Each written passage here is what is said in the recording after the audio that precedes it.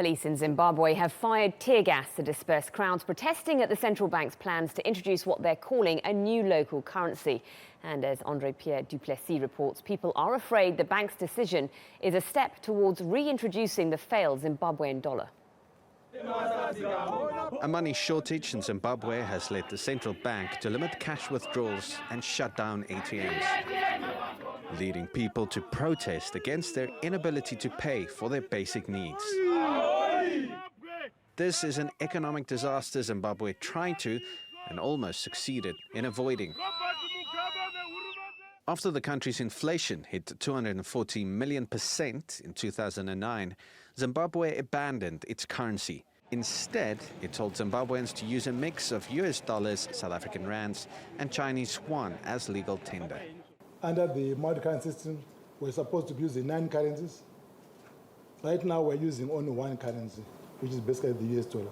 A multi-currency system was designed to minimize the concentration of one currency in Zimbabwe's economy. But as the US dollar strengthened against currencies like the South African rand, imports became cheaper, stopping local production. The country now heavily depends on imports paid for solely in dollars. That's why the central bank introduced bond coins earlier this year to lift its dependence on money printed in America.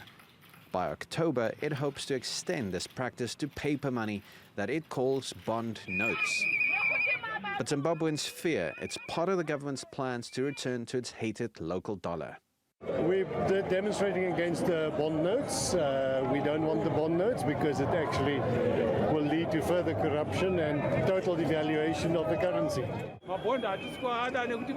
We don't want bond notes because they will wipe out the few US dollars that are left.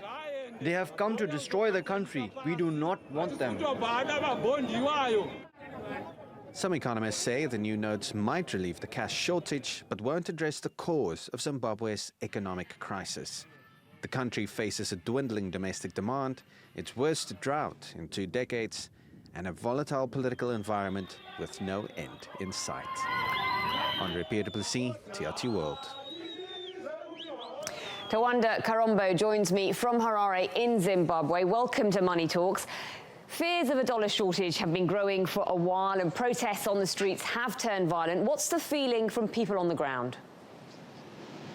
The feeling right now is a fear among the people in Zimbabwe right now that the government is trying to reintroduce the Zimbabwe dollar through the back door, and that is through the introduction of local bond notes, which the government plans to introduce in October this year. So people have been trying to arrange protests against that so that they can send a message to the government that this is not the way to go, because there are fears that people will lose their money, that investments will not come in, and that the government will start to print money as it had done in the pre-era of the dollarization in 2009. Authorities have imposed restrictions on the import of a range of goods. How is that impacting local businesses?